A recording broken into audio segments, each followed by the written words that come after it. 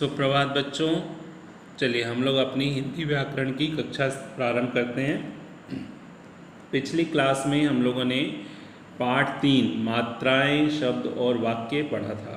ठीक है, आज हम लोग उसी के कुछ प्रश्न उत्तर और अभ्यास को करेंगे। पहले हम लोग प्रश्न उत्तर करें। आपको अपनी कॉपी पे, ठीक है, आप अपनी रफ कॉपी ओपन कर लेंगे या कॉपी पे डायरेक्ट, अगर जो बच्चे जल्दी लिखते हैं तो वो कॉपी पे डायरेक्ट भी लिख सकते हैं।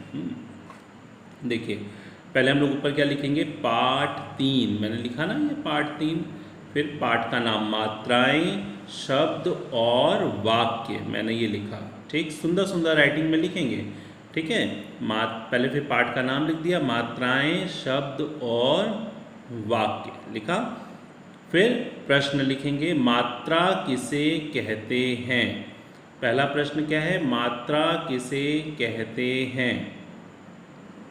पहला प्रश्न क्या लिखा, मात्रा किसे कहते हैं।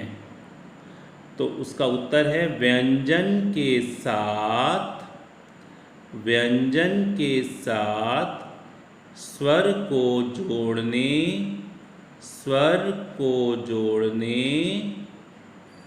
के लिए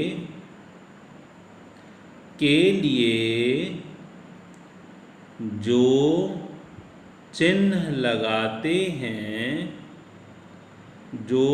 चिन्ह लगाते हैं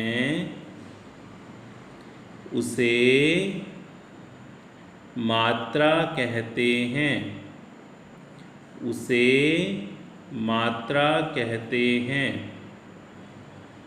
फिर से देखो, व्यंजन के साथ स्वर को जोड़ने के लिए जो चिन्ह लगाते हैं उसे मात्रा कहते हैं।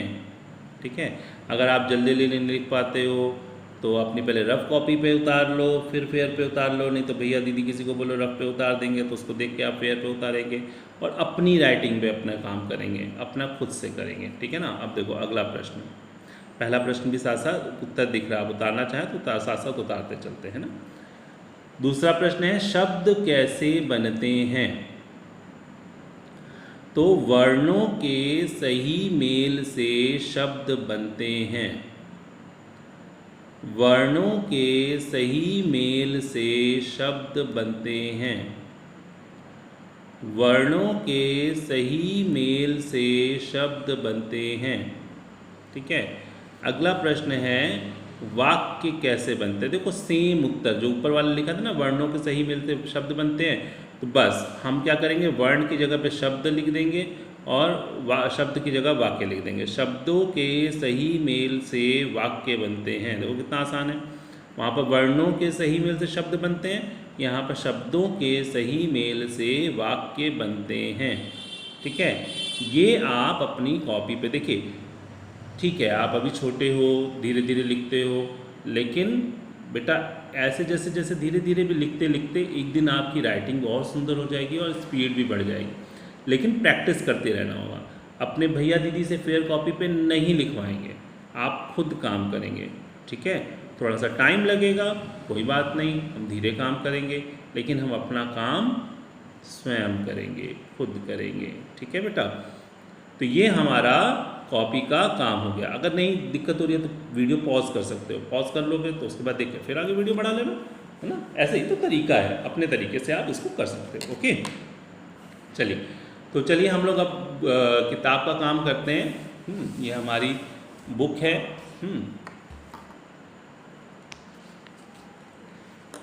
ये देखिए अभ्यास।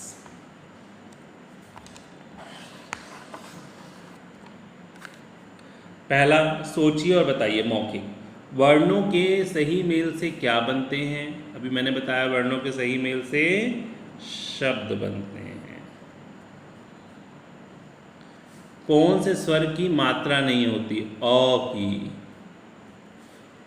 अ से अनार वाले स्वर की मात्रा नहीं होती। शब्दों के सही मेल से क्या बनते हैं, वाक्य। वेरी गुड, चलिए वाक्य बनते हैं। अब देखो ये आगे वाले में मात्राएं लगानी, जैसे ये माला, तो माला लिखा हुआ है। ये क्या है, कछुआ, छ में छोटे ऊ की मात्रा। ये क्या है, अमरूद, र में ऊ की मात्रा, र में ऐसे लगाते हैं ना मात्रा, ठीक है। ये क्या है, मछली, बड़ी की मात्रा। ये क्या है, सूरज। ये क्या है, ढोलक, ठीक। अब देखो ये जैसे ये टीकू या, ये कुछ मतलब नहीं है तो इसको सही तरीके से लिखा कुटिया। अब देखो री का म, ये क्या है, मकड़ी, है ना। अब ये आप मैंने लिखा हुआ है, लेकिन ये आप अपने से सोचेंगे और इसको करेंगे, बड़ा मज़ेदार, ये तो पजल है ना। अब देखो ये आपको बड़ी और ए से बकरी बनाया, लड़की, है ना, लकड़ी, ये भी हो सकता है, मकड़ी, ये भी हो सकता है ना। अपने मन से, अपने मन से आप, ये तो मैंने लिखा है, आप अपने मन से भी लिख सकते हो। सेब, सेब के बाद उसी तरह रेल, मेल, खेल हो सकता है, खेल भी हो सकता है कि नहीं हो सकता है।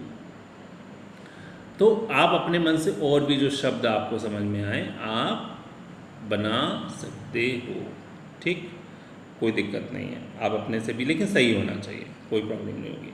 तो ये आप काम कर लेंगे। ये हमारा जो व्याकरण की किताब के जो 3 चैप्टर थे वो हमारे कंप्लीट हो गए, पूरे हो गए। अब हम लोग इसके बाद एक निबंध लिखेंगे तो हमारा ये कार्य पूरा हो जाएगा। चलिए फिर अगली क्लास में मिलेंगे, तब तक के लिए बाय।